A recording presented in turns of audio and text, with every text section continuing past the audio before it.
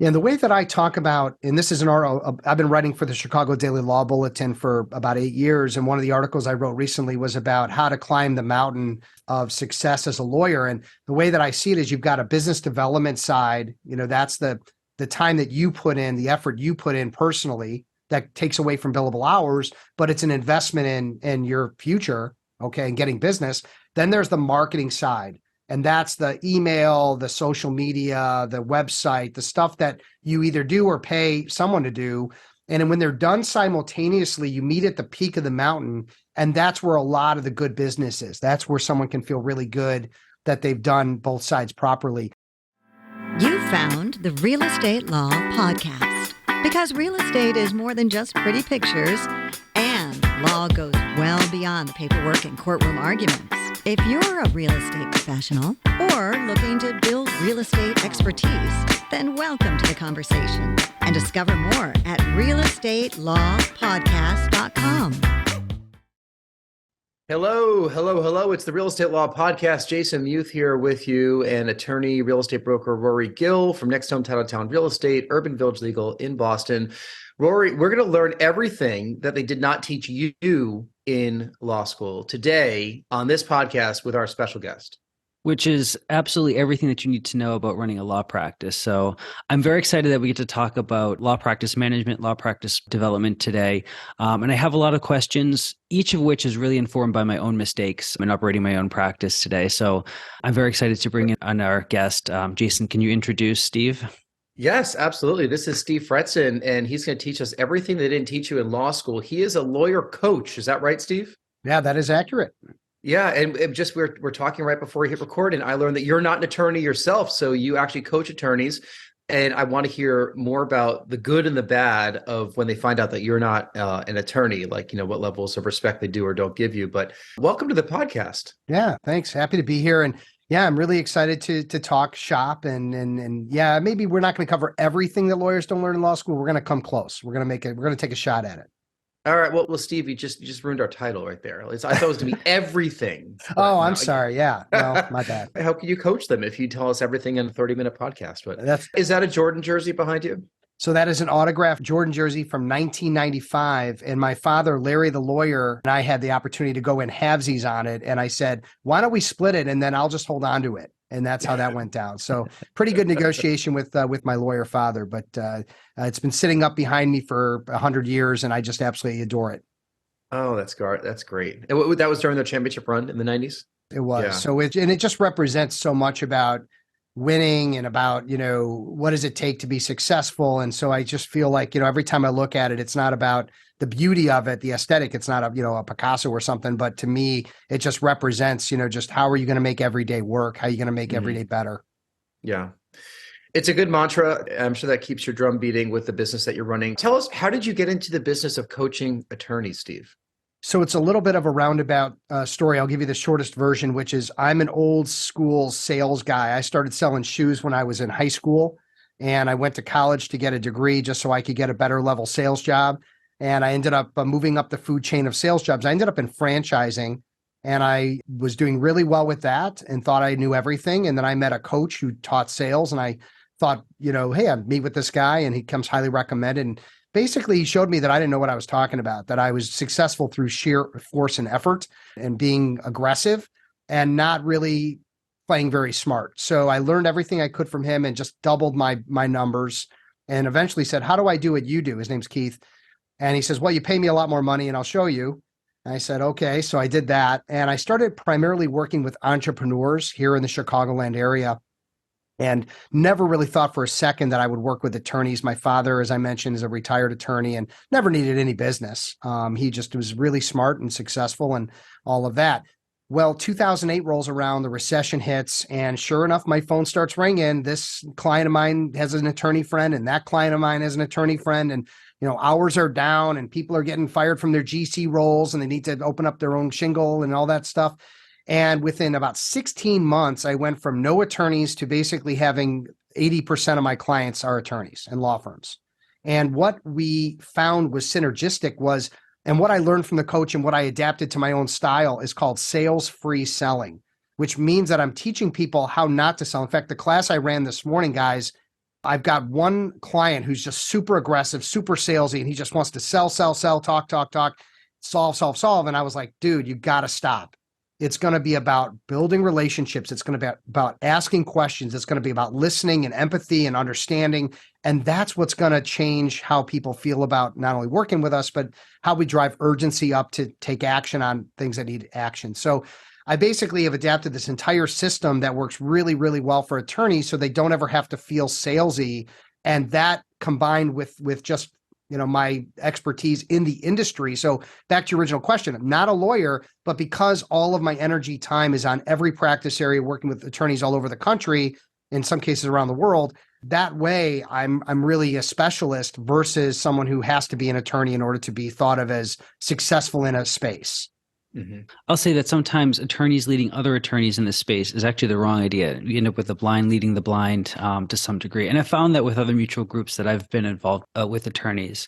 But I kind of want to go back to kind of the thrust of, your first book and what you're doing, the sales-free selling, because a lot of attorneys I found go into the practice area almost being taught that they're not entrepreneurs and that they're not salespeople, when in fact they are a vital part of any business, including a law practice. But being a salesperson within the legal space is complicated. We're taught really not to do it, where it's not natural to a lot of attorneys. And then there's some ethical rules that kind of limit certain types of sales strategies that other companies might be able to do. Tell us a little bit about what you mean by sales-free selling and what that looks like in practice for a small firm attorney. Yeah. So, if you think about it, doctors and lawyers go through advanced education. They're both in very noble fields. And it's maybe then not a coincidence that they're, the two worst groups of people for growing business and selling services, because it's been kind of beat into lawyers, for example, that it's beneath them, right? You're in a noble profession doing noble things, solving problems that are, highly integral to society's well-being. So now, by the way, you're going to have to go out and sell legal services. So that goes against the grain of the attorney, not only mindset, but how it was sort of built up for them in law school.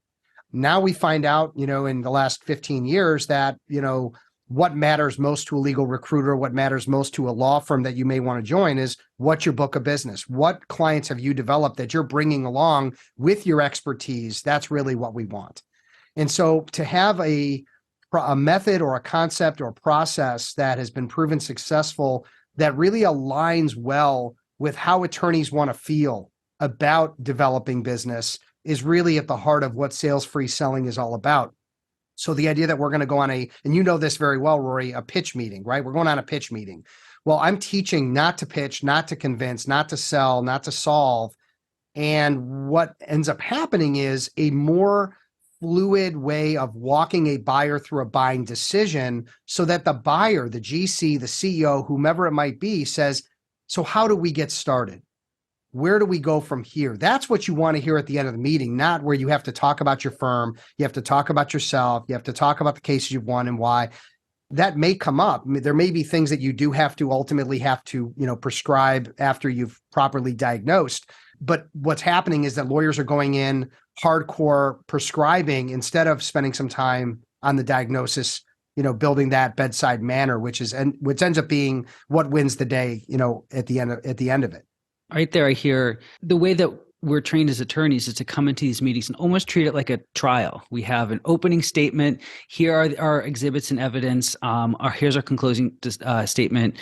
Go make a decision. But what's completely lost are kind of common sales concepts that are out there, a needs analysis.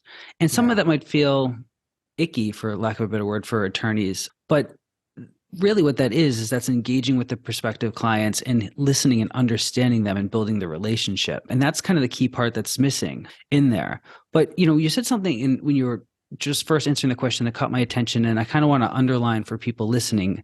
These lessons don't apply just to people who are opening their own practice on their own. These apply to other attorneys. You use the term book of business, and that is familiar to people in sales in other industries, but having a book of business that you can take from firm to firm to firm. Operating your own practice is just one way to manage your book of business. Yeah, think about it. There was a time where just billing hours and being a great attorney was all that needed to happen. And that is depending, based on competition, based on the economy, based on just the way that the world has changed, that's no longer, that's like the baseline to get in. Being a great attorney, that's the starting point of where things need to be. But having your own clients, what it actually does for attorneys, and it does for anyone in their own world, whether you're a doctor, whether you're in sales, whether you're in real estate, is you then have control, right? When you have your own clients that you're working on and you're dealing with directly, you have the control and the freedom and the ability to go where you want to go. That might be to another firm, that might be out on your own. But if you don't have that and you have, let's say, 5 attorneys feeding you work, and then you're dealing with those clients who are also telling you what to do, we're back to like the movie Office Space, where I've got 10 bosses, everybody's telling me what to do. And people may not realize that until they're 10 or 15 years in, that that's not really a great way to control your future and have your own business. And you can have your own business even if you're at a firm. It's still you incorporated, right? You still have your own clients, you have your own book. And law, by the way, is also unique in the sense that in some industries, like in sales, there are non-competes. In law, there isn't. So you really have the ability to build relationships and build business and take it with you. Whereas if I'm working at a sales role and I leave a company and go to another company, they're going to say, hey, a year or two, you can't touch X, Y, Z. And so that's another unique thing about the legal. But that's really what's at the heart of where I'm helping lawyers is getting back to the original statement, Jason, of what haven't you learned in law school about branding, about marketing, about business development, about things that are going to help you be successful as a business person in law. Mm-hmm. What's fascinating here, I did not go to a graduate program. I graduated from Brown, though. There's my school right there. So I went to a good school. I was going to go to med school, didn't go to med school. Rory did go to law school, right? So he has the advanced degree here. I did go into sales many years later. So half my career when I was a W-2 employee was spent as a sales manager for media companies. I worked in the media my entire career. That's what I liked. Understanding that, right? I came into media sales. The joke was like the salespeople were always like the B and C students at like the not awesome schools, but they did well if they were good at sales. And the things they're good at are the things you've already mentioned, which is needs analysis, understanding your customer, having empathy, being on the ball. Like you don't have to be super educated with all these degrees to be really good at what you do. But, I had a lot of doctor friends and have a lot of doctor friends, and Rory's got a lot of attorney friends. And, it's a grueling program, these graduate programs. There's probably a degree of, I had to study this long to get this far. Who are you to tell me how to run my business? Like mindset, right? Those are those 95% that we were talking about off camera that wouldn't be the good customers and coachable people for you. What I found in the media business is that there's a lot of things that as a sales manager, I was able to apply to any person looking to sell. And everybody is looking to sell in every type of business, including attorneys. But these hyper-educated professionals just have to get over the hump of like, who is this person telling me how to do X? Because I already know everything. The people that think that way, those are the ones that maybe they're going to be super successful surgeons or whatever they're doing, but they're not going to be the ones that want to be entrepreneurial and grow their mindset in the capacity that you could help with. How would you respond to that? Yeah, I mean, I think it's not for everybody. There are some attorneys that are just going to want to be the worker bee. They're going to want to just let things roll. Again, there's an opportunity for someone to be very good at what they do, be a specialist, and the business just keeps rolling in. They're at risk that it may not someday because they're not doing anything to personally brand themselves, network, keep relationships going. But the majority of lawyers are finding out the hard way when they call me at 50 and even 60 years old that the spigot's been turned off and they don't know what to do. And where do I go? In fact, I just started with a new client who's in that, he's my age, around, early 50s. He's had plenty of business his whole career, and the spigot's been turned off, and he has no skills. He has no ability to go and grow business. And so I ask a lot of questions. I learn what someone's gaps are, and are they things that I solve? And if so, when I put them through basically the advanced degree of business development, they go back to school. They come to class every Tuesday. They work with me one-on-one. We learn and improve. So you want to be great at golf. You want to be great at cooking. You want to be great at whatever. It's going to take some time to work at it. And, just putting yourself out there from an hours perspective, just learning through trial and error, or even worse, there are people that don't learn from trial and error. They just keep making errors, and that's just how things go. And it just takes a tremendous amount of time. So if you can cut through that and actually learn from someone who's worked with, for example, with hundreds and hundreds of lawyers in every practice area, what the model is to plan and execute and excel at business development, now you've added an entirely different skill set to your already terrific lawyering skill set. And then you can kind of call the shots from that point forward. But it does take some time and effort and energy to learn any kind of new system or process. Like, could you give us some good examples or some good tips on building your personal brand to kind of build that pipeline? So if you're starting out and you want to build your practice from the beginning the right way, what are some good strategies to brand yourself in the space? Yeah, and the way that I talk about, and this is I've been writing for the Chicago Daily Law Bulletin for about 8 years. And one of the articles I wrote recently was about how to climb the mountain of success as a lawyer. And the way that I see it is you've got a business development side, that's the time that you put in, the effort you put in personally that takes away from billable hours, but it's an investment in your future, okay, and getting business. Then there's the marketing side. And that's the email, the social media, the website, the stuff that you either do or pay someone to do. And when they're done simultaneously, you meet at the peak of the mountain. And that's where a lot of the good business is. That's where someone can feel really good that they've done both sides properly. When we talk about them together, I like them done together because then, for example, someone that excels at leveraging LinkedIn, for example, they go, well, I'm not getting any business from LinkedIn. Well, every lawyer has said that.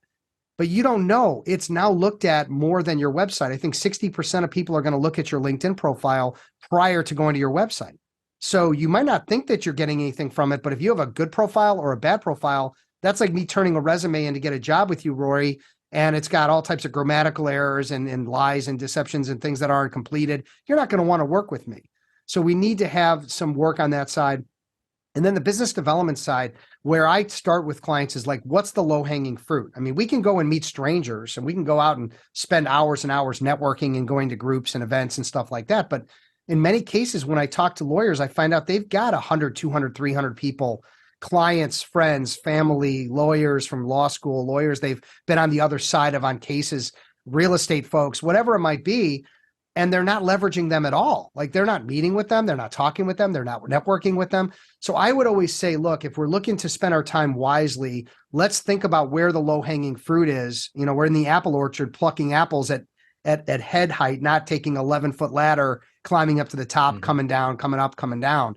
There's an easier way to do it. Now, if somebody doesn't have a network to speak of, then yeah, we're going to have to start looking at some other means like networking and attending events and possibly some LinkedIn work, things, proactive business development on LinkedIn. I think cold calling is not really appropriate or applicable. I'd like to try to figure out every avenue other than that. But typically we want to go after, what's right in front of us versus something that's far away from us. When I opened up a real estate brokerage, I kind of went into, thought was a related field, but structured very, very differently in how the world sees it. And the importance of nurturing your network and staying in touch with people was so evident in the real estate space that the tools, the CRM tools and everything that were available for people in real estate were really robust. And when I went to go take those lessons and apply it to the law practice, I realized these tools and everything that were building themselves as CRMs were really just Rolodexes. They're nothing more than just, contact list. Perhaps some of that's changed in the next few years. How do you advise attorneys to build a CRM or adopt strategies that you might see in other fields? That's a great question. And look, CRMs for lawyers it's been around for a while, but they're not necessarily easy to use, get trained on, or get customized. And so a lot of people shy away from them. Even the clients that I work with, they don't want a CRM. So I provide for them an Excel spreadsheet journaling tracking tool so they can use something like that as a way of identifying not only, the kind of activity they're having and how much of it and how their conversions are, in the sense of meeting with people. Like if you're meeting with 10 people and you have nothing to show for it, then you're a professional meter. Right. So we want to get out of being a professional meter. We want to meet with people and have next steps and have things we could do for them, they can do for us, that are actually moving the needle forward. Then the other part of it is keeping track of the people you've met with and what's next. And if you identify that there's not a lot next, well, maybe again, you've got to take some initiative there. And so that's one thing. And then that can coordinate with your calendar. That can coordinate with a software plugin like Boomerang, know if you guys are familiar with that, but there's a number of tools out there that, let's say, Jason, I send you an email to get together. I can then mark that email. Hey, if I don't hear back from you in 4 days, it's going to pop up to the top of my inbox and say, hey, Jason never responded. Now I can follow up because it's reminding me. And so between that and my calendar, you can sort of fake a CRM as a lawyer if you have a couple other tools in place, but there is no substitute for a good CRM if that's something that's going to help you keep organized and maintain relationships and keep notes and follow through. And the one that I would recommend, if I had to recommend one, is my friend David Ackert, who has one called Pipeline Plus. That's going to be structured specifically for lawyers. The other one that I use, and I'm not a lawyer, but I use Lawmatics, and Lawmatics is highly sophisticated automations for tracking your pipeline and for automations to follow up. So for example, if I have someone on my podcast be that lawyer, I'm going to have a calendar that sets up a worksheet for them to fill out that leads them to, hey, our podcast is a week away. It's tomorrow. We're taping in an hour. Then after it's done, it sends them, hey, thank you so much. Here's when it's going to air. Here's what we need to do to prepare for that. So all of those touches that I would normally have to make myself, and by the way, probably wouldn't, right, are happening in an automated way. So there are automations, Rory, that I think are really significantly better than they used to be and more customized to attorneys than ever before. Yeah.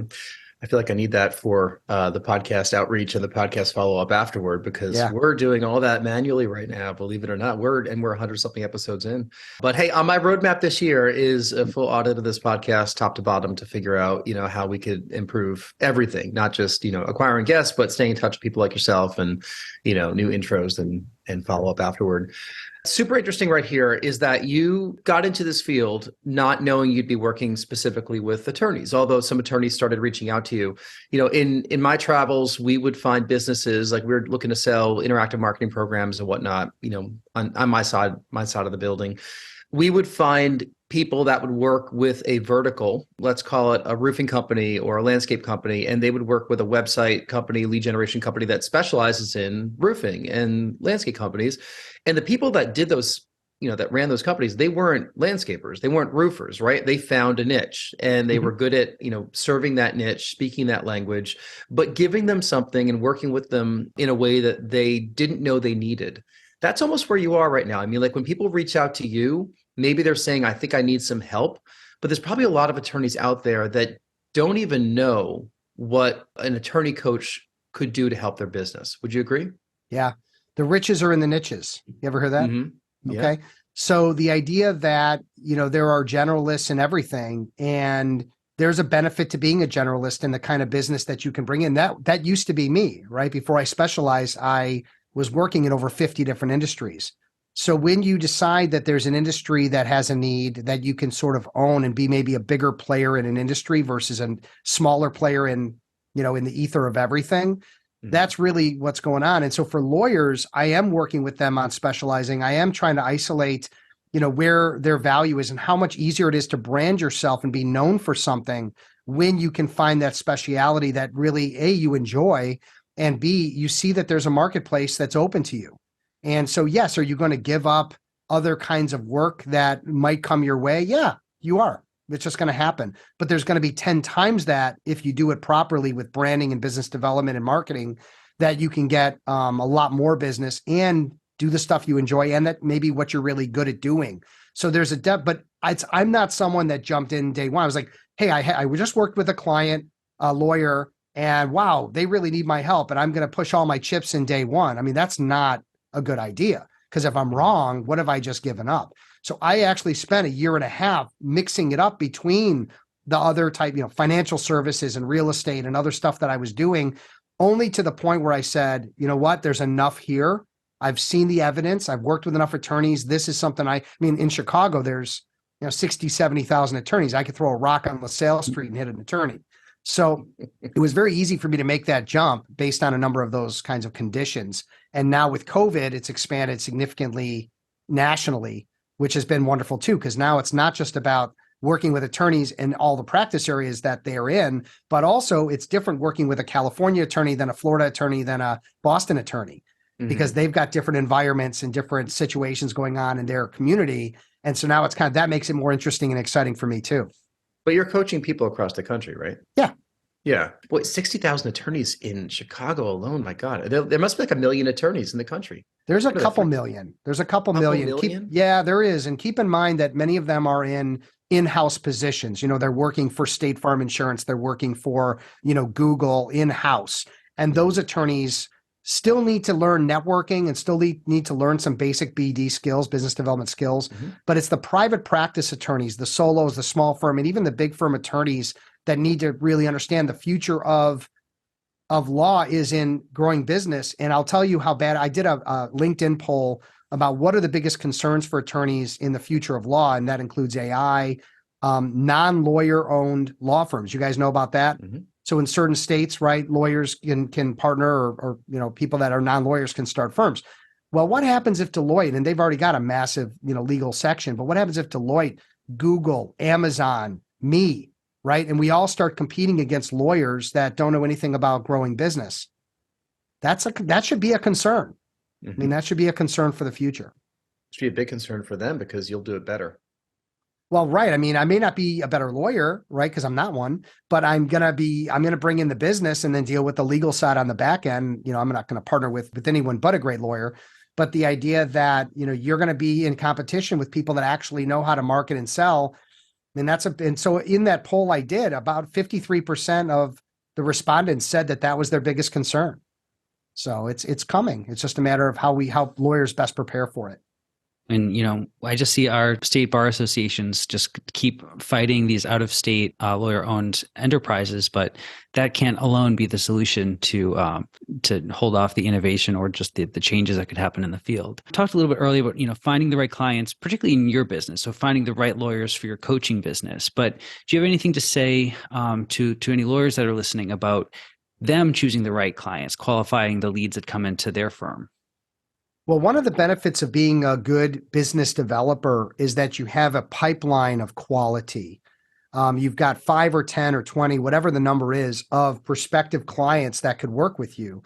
If you only have 1 a month or 2 a month or none a month, you're going to take on what you need to take on to survive. You're going to take on because you're just not seeing enough faces. But if you have the ability to say, you're a good client for me, let's work together. You're not a good client for me, I'm going to send you off to someone else or say, this is not a fit, then you're in a much, much better position to run the kind of business you want with the people that you want to work with.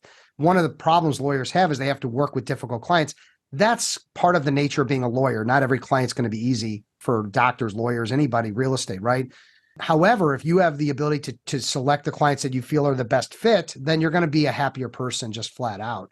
So that's another benefit of, you know, again, of really being out there networking and being thought of as a thought leader, because you're going to end up in a better position than taking on anything that comes your way, which may not be fun. I mean, there's some areas like divorce where, you know, crazy is just a part of the, you know, litigation. Crazy just comes with the territory. But in a lot of transactional stuff, would you rather work with someone that's really nice and fun and would refer you in the future, or some egomaniac jerk that's going to drive you nuts every day? Well, those are the people we want to send away if we can. Yeah. Can you talk about your students that do well with your coaching versus the ones that maybe aren't as successful? Like, what's the difference between those two groups? Well, first of all, I qualify the commitment level for people that are going to work with me. And I only take about 25, 30 lawyers a year for this main program that we're talking about today. And so I push them really hard to understand not only do they have gaps that can be filled and benefit in their future, but also what their commitment level is to work with me and to work hard towards, you know, achieving goals and learning this stuff. So that helps solve some of that problem right up front. But I would say, look, I'm giving you a plan and systems and processes for being successful that have been proven time and time again. If you follow them and have a level of activity where you can practice and improve, you're going to be successful. I mean, you'd have to really screw up to not be successful. But if somebody works with me and they don't show up for class, they're not scheduling their one-on-ones, they're not debriefing meetings with me, they're not doing the stuff that I'm telling them will make them successful, then either I'm going to fire them as a client, or we're going to make it through and they're just not going to, they might be thrilled and happy with what they learned and what the program was, but I'm not. I'm not satisfied that they really took advantage of it to the degree. So I'm continually pushing. I mean, I was on with a client this morning who I'm not aggressive. I'm a nice guy, but like when I see someone isn't paying attention, listening, doing what they're supposed to do, I'm going to put it in their face and say, because that's what a good coach would do, right? Phil Jackson is going to step up and yell at Michael or anybody if they're not doing what they're supposed to be doing during practice, right? So I've got different types of shoes that I wear, right? Some that are very soft and some that are maybe a little bit more for kicking, you know what? So that's what a good coach should do is be able to push someone not to the over the limit, but to a limit where that we're going to get the best results. And just with sports, the coaches, sure, they make a lot of money, but the superstars make even more. And the good coachable superstars are the ones that still need the help. They still need the quarterback coach to tell them, what are they seeing out there? Like, work on their mechanics. They need the running back coach. They need, the offensive coach on a soccer squad or whatever it is. You need these coaches that maybe aren't at the same level as you financially, but they see things differently, or they see something you're not seeing. I'm sure you're doing great with your business, but that's also probably something that the good attorneys that work with you and do well with your program understand, that they are an attorney, they have the degree, they have the pedigree, but you offer something that they just need help with, right? We all do. Yeah. And this is, I left my job last year, and it's been a year of working in this mastermind that I'm in with the short-term rental operators. We have 5 ourselves that we own and operate. And I can't imagine the past year not having a group like that, right? Where I learned a ton from these people. I learned what I wanted to learn. They started with, what's your goal? It's probably a conversation you have with people when you're intaking them as a student. What do you want to get out of this? Because everyone has a bit of a different goal, and they manage the goal, right? And, I look at the program and the connections I've made from it and the things I've learned that I didn't even know were happening. And I could have tried to find that stuff out myself, or I went to a coaching program, in my second chapter of my career, which a lot of people probably have a hard pill to swallow that when they're in your 40s or 50s saying, geez, I already have my education. Why do I need more? But, if you're looking to reinvent yourself or kickstart your career, that's what you have to do. Yeah. And it's interesting you bring that up. So I only have 2 deliverables. If somebody doesn't fall into these 2 categories, I'm going to refer them to I'm friends with most of the top lawyer coaches around the country, right? Like for difficult people we talked about earlier, right? And then I've got other, like, I don't work with law firms. So if somebody needs a law firm coach to come in and work with 10 or 20 people, that's not me. I'm not doing that. And there's a number of ways that do it, but I do the coaching and training. Then I also, Jason, run 5 peer advisory roundtables. So similar to your mastermind in your space, I do that for rainmakers and sophisticated attorneys that have it figured out for now, but they want to collaborate with other smart attorneys, other successful rainmakers, other managers of firms. And I love that because I don't have to be on in the same way. I can just facilitate a really high level discussion, bring in guest speakers, do things that I can do, and they get the value from each other. And so I'm a huge fan of that type of coaching as well, where it's more peer driven. But those are really the 2 things I do. And so I'm getting it on both sides: people that need that coaching and training, and people that have already had it or have already gotten there on their own, but want to keep that momentum moving forward, which is a ton of fun. Yeah, the collaboration, I think, is incredibly helpful in any business. Just running ideas by each other is what we do a lot in the mastermind. And sure, in the mastermind that I'm in, there was a course, right? There's an 8-chapter, multiple whatever course that you go through. It's still right there. I actually have one tab open in my screen. I'm going to watch again, 8 months later, because it's something that I didn't worry about back then, but now I'm going to worry about it now. So I want to rewatch that. So that value was available to me, similar to what you offer. But then there's the roundtable, there's the community, there's the Facebook group, however it's positioned, right? There's the conference. Before we get to our final questions and learn how people can reach out to you, Steve, and learn more about what you offer and your programs and some of your great expertise, Rory, do you have any final questions or thoughts for Steve? I'm thinking to, other small firm owners that are out there, and we have kind of a range of other resources available to us. There are bar associations, there are social groups, there are coaching programs.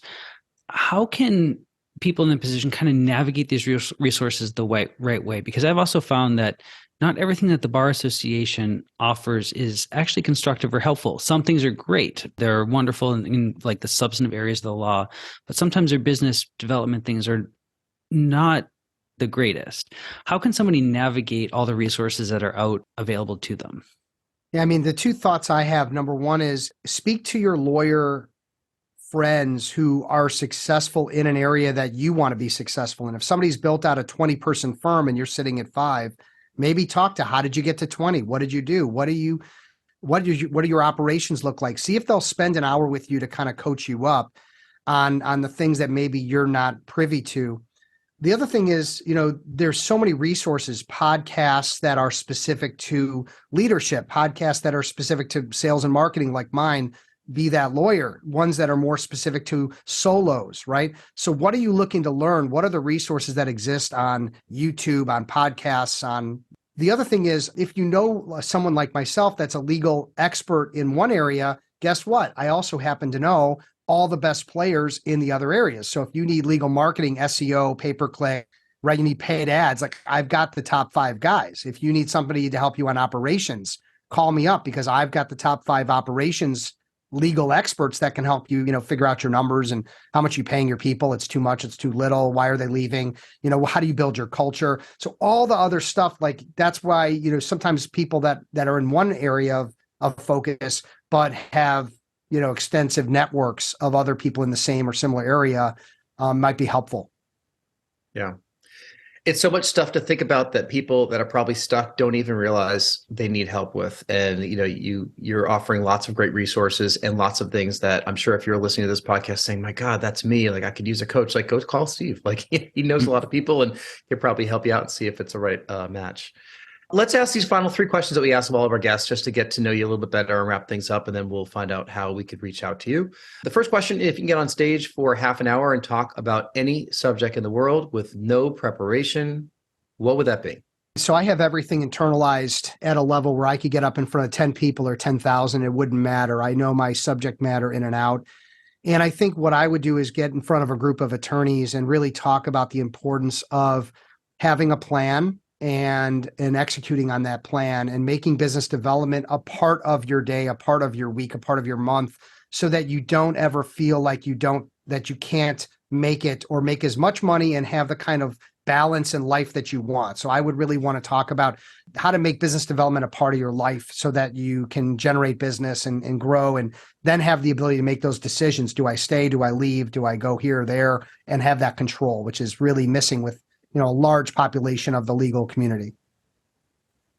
All right. Second question. Tell us something that happened early in your life or career that impacts the way that you're working today. Well, this is a very, very long story over a beer. You guys may have seen this on my LinkedIn, but I am a plane crash survivor. I actually survived a plane crash in my 20s. And there's just absolutely no question that I am living my life the way I want to live it. I'm living it with love. I'm living it with compassion. I'm living it like it's my last day. And until you go through something, most people don't just, every day is taken for granted. And it's just another day and everything. I walk outside, I look up at the sky and the trees and hear the birds, and it's never changed. I just am very involved in my family, my friends, my business, my clients. I want to leave this place better than I got here. And I think without going through that kind of trauma, it would have been more challenging. I think I would have eventually made it here, but I think that at a very early age, I think I was 26. Big impact on my life and how I look at the day to day. Wow. Without getting into it too much, do you have a sense of humor about the plane crash at this point, or there's just nothing you can kind of... No, I mean, it's not a funny story. It's a story. There's actually on my LinkedIn profile, there's a podcast I did called Uncorking a Story, which is a wonderful podcast. And I told the whole story there. Mm-hmm. And it's, if you want to hear the full version, that's where to go. I think what maybe a spin on that, Jason, might be, I have a very good sense of humor about life. I don't take things too seriously. I don't let things get to me. Things that might completely turn over someone's brain, I generally let it roll off my back because, life's short. We have to have a sense of humor because people are freaking out about stuff. And if we, so I think that's my kind of take on it. Yeah. Good attitude, make something out of a terrible situation like that. Final question. Tell us something that you're listening to or watching or reading these days. Anything in the world. Yeah. I mean, I think a fun podcast that I listen to is called Under the Influence, and it's all about marketing and advertising, and it gives you the stories and backstories on some of the biggest marketing and advertising trends. I just find that it's just a well-produced show and it's really fun. As far as what I'm watching, probably too much news. I probably need to stop watching so much news because I feel like every morning it's just it's just beating down on me.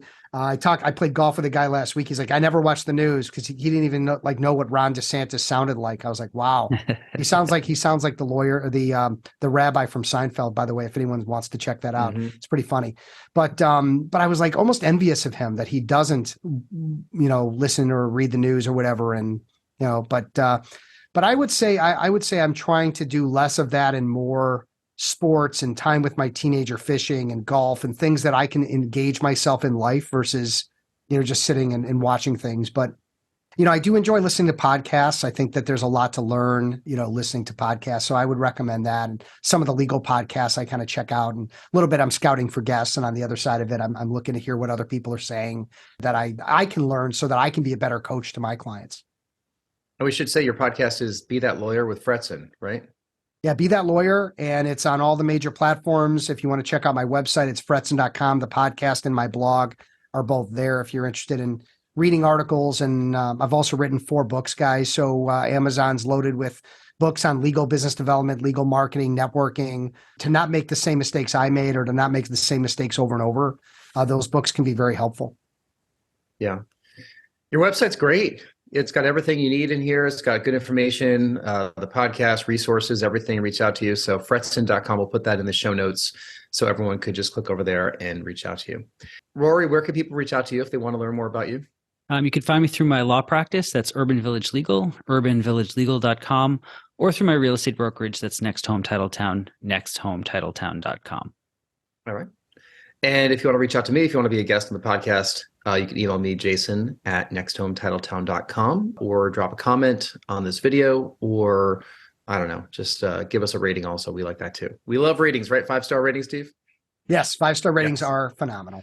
They're phenomenal. Steve, this has been a pleasure. We really appreciate getting to know you a little bit better over the course of this episode. I'm sure we could have gone for another 7 hours. There's so much stuff to talk about. I love talking to other podcast hosts, people that have built their businesses, coaches like yourself. So, thank you again for sharing some information with our audience here. And, we wish you the best, and we'll have to stay in touch. Yeah. Thank you, guys. Appreciate it. Yeah. Thank you. Thanks, Steve. And thank you for listening. We'll see you next time.